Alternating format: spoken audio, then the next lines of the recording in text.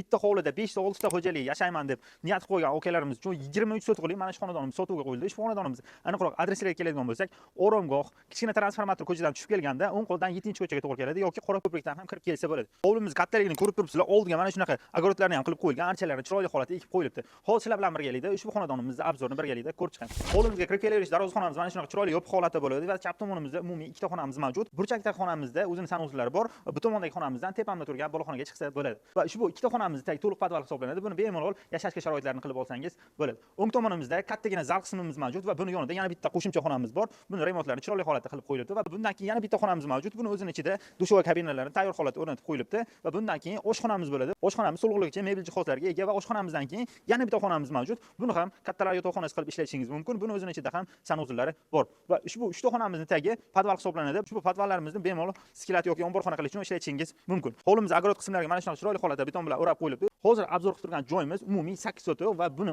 orqasida, ya'ni mana bu zaburimizning orqasida yana 15 sotuq qo'shimcha joylari bor. Shunda ushbu xonadonimiz umumiy 23 sotuq bo'ladi. Bemalol 5 ta 6 ta xo'jalik yashashi mumkin. Xonadonimiz kommunallari keladigan bo'lsak, gaz, suv, svetdan umuman muammo yo'q. Shu xonadonimizni narxlari keladigan bo'lsak, 140 ming, 145 ming dollarga sotishmagan ekan. Buni hozirgi narxi 139 ming, kelishadigan joylar bor. Bemalol egalariga telefon qilib, qo'llarini siqib baraka qilishingiz mumkin. Egalar nomerlarini video ostida qoldiramiz. Namangan audio kanallarimizga obuna bo'lishni unutmang.